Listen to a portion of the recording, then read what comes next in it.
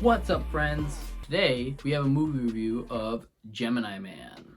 So this is a 2019 film that has an approximate runtime of 1 hour 57 minutes, and it stars Will Smith, who is this cool, collected, super sick sniper, right, who can hit targets from extremely far away. So it's a story about him and the battle between him and the agency that hired him and the conspiracy and stuff like that. So if you're a fan of action movies, cheap action movies that aren't extremely plot driven but that have strong messages and that are about ultimately being good in the end and that clearly show you right versus wrong and stuff like that, then this is the movie for you. There's a couple things you should know about this movie before going into it that I think will help clarify a couple things.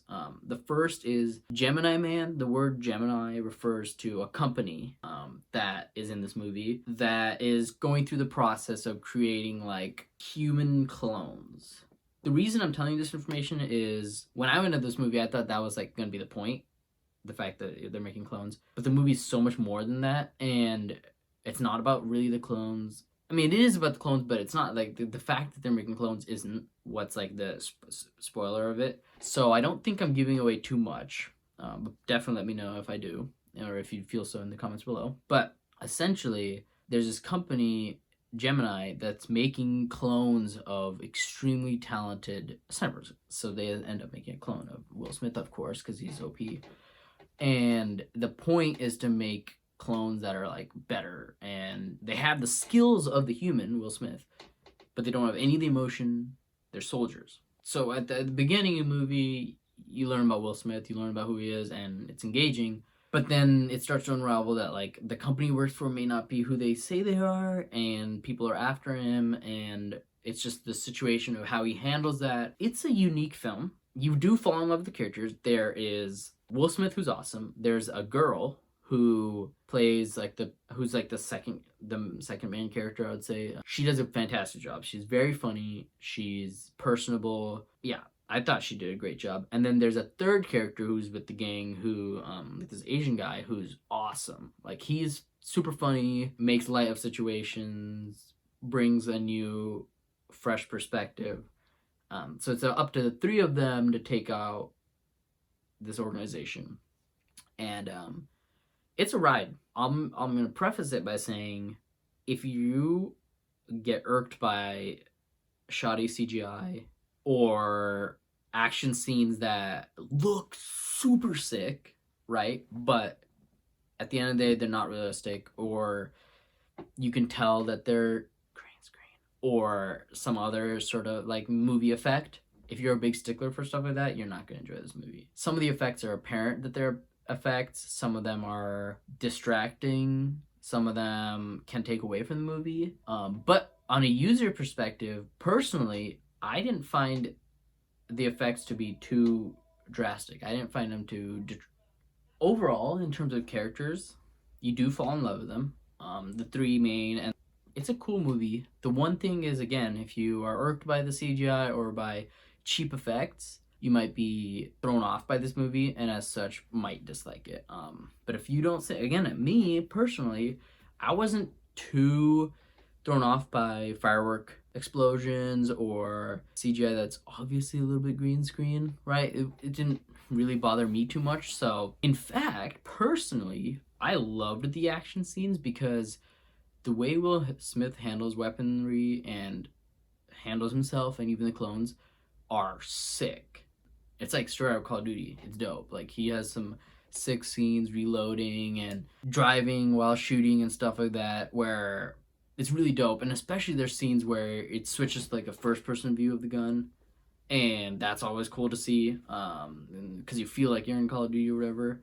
It's nevertheless, the action's it's quick, it's fast paced.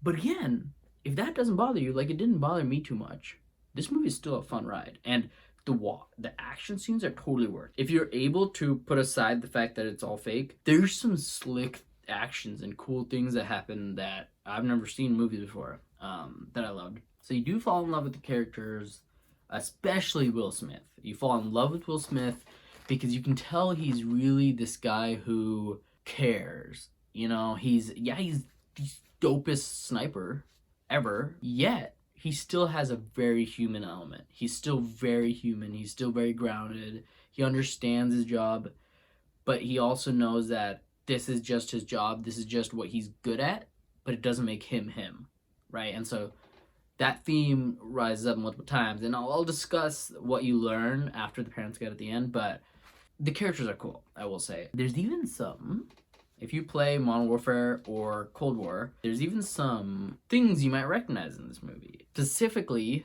Nikito makes an entrance. So if you recognize him from the Tracer packs, so he's in the movie. He's not obviously Nikito, but you know, he looks exactly like that. Also, the Doof is in here. So if you're a fan of Shotgun from Modern Warfare, oh boy, you're gonna love this movie. So again, if you're a fan of action films and you don't mind a little bit of bad CGI and you like good characters, you like a good message at the end, this is the movie for you. Definitely worth checking out. Like, I wouldn't brush it off just because the critic reviews are bad. The critic reviews for this movie are extremely bad. And I get why, right? Because as a critic who wants quality film, this might not be that. But if you're de-stressing at the end of the day with an action movie, with the boys, or just with your family, and you just want to watch stuff blow up and Will Smith do cool stuff, this is the movie for you. It's pretty fun to watch, not gonna lie. I would even say it's like a fun drunk action movie. Like, if after partying you want to see some action, usually I go for comedy and like lifestyle movies. But if you're the type of person who likes action when you're drunk AF, this might be the movie for you. It's very action-packed, and if you throw out the logic, you throw out thinking about the movie, you don't have to piece things together, you don't have to do things, you just have to watch, and the characters will explain everything to you, then this is the movie for you. If you start thinking about like, oh, how did this character know that they're here? Or how did this guy show up here? If you start thinking about that, you're gonna miss the movie 100%, because not everything makes sense, not everything connects. But again, if you're working on a project, right, and you just want cool action scenes in the background, then, you know, highly recommend checking this out. Same with, at the end of the day, you de-stress, you don't want to think about anything, you just want someone to explain everything to you, this is the movie for you. It's cool, recommend checking it out, and on to the Parents Guide.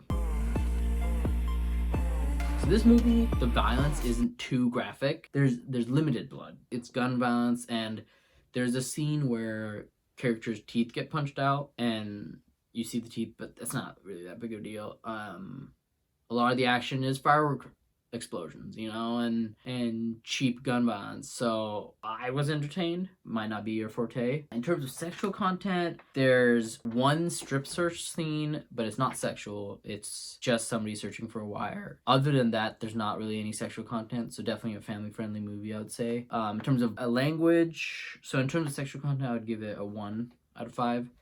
In terms of action, I'd give it a 3 out of 5, because there is a lot of gun violence and action, but none of it's visceral, none of it's violent, none of it's graphic. And then in terms of language, there's uses of the F word. There's one apparent use of the F word and then one apparent use of the mother trucker word. Both of them, they are apparent. So if you don't want to show that to your kids, or you don't want your kids picking up that language, which I don't think they would, because it doesn't happen frequently and it doesn't detract ever. It's a quick scene, so if that doesn't bother you, it's a vibe.